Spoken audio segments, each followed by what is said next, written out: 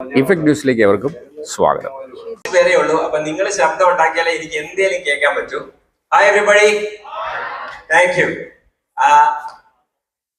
വെളിയിലുള്ളവര് അകത്തോട്ട് കയറിയിരിക്കാൻ ഇത് കേൾക്കുന്നെങ്കിൽ please get in so that we can get started easily.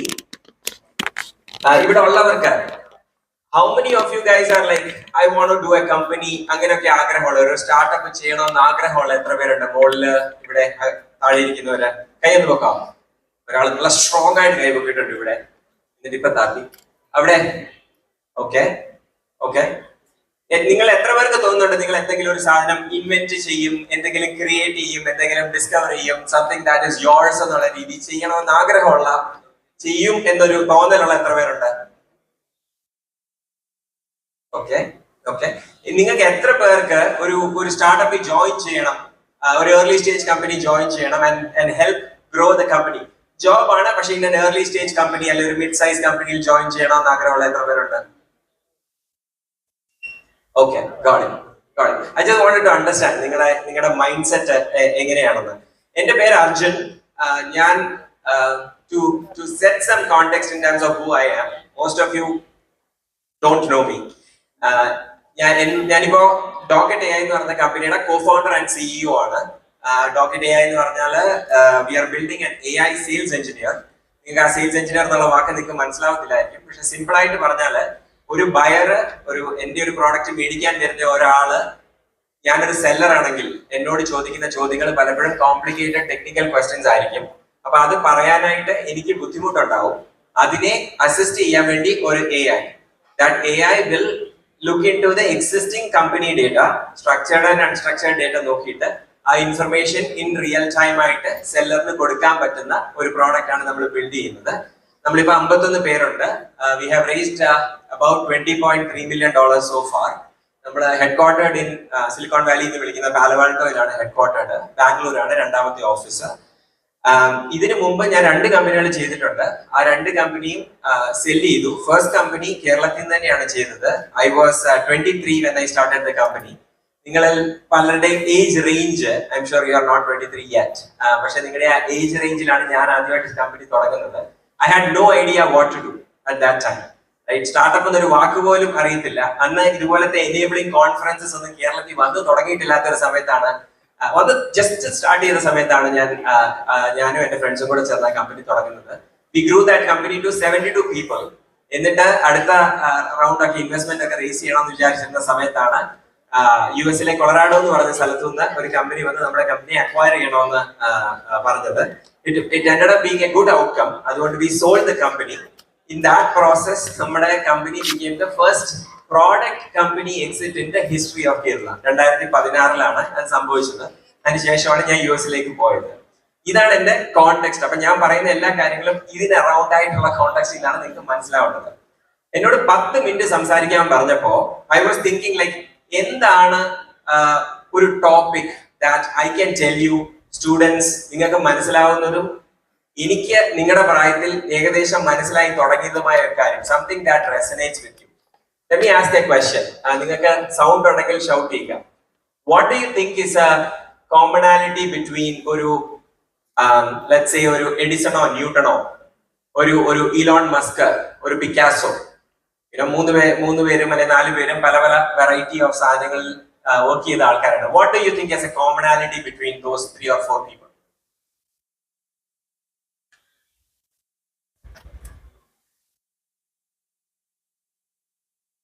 Shout ചെയ്യാൻ പറ്റുമോ? നമ്മൾ ഈ ക്ലാസ്സിലൊക്കെ ചോദ്യം ചോദിക്കുന്ന പോലെ അങ്ങോട്ട് നോക്കി കഴിവ് എന്നെ നോക്കണ്ട.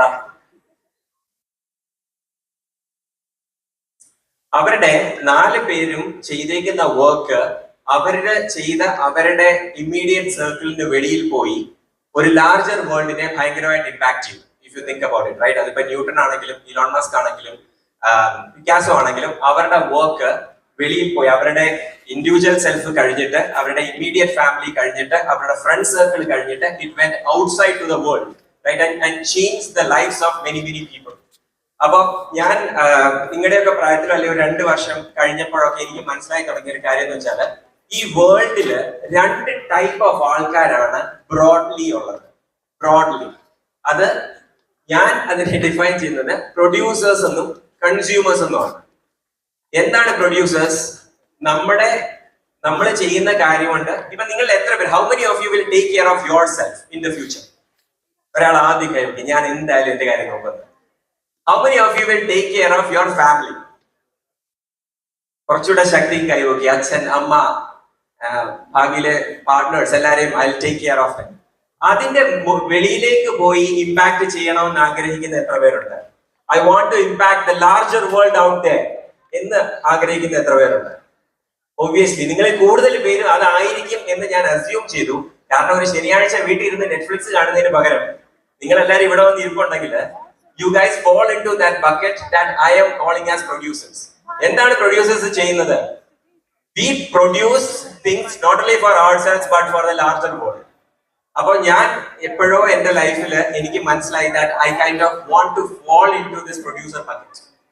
അതിലാണ് എന്റെ സന്തോഷം എന്ന്. ഒരുപാട് സ്റ്റാറ്റ്സ് ഒക്കെ ഉണ്ട്. അതായത് നമ്മൾ ഒരു സാധനം മേടിക്കുന്നതിനെക്കാട്ടിലും നമുക്ക് സന്തോഷം ആസ് എ ഹ്യൂമൻ ബീയിങ് വരുന്നത് over a period of time കൊടുക്കുമ്പോഴാണ്.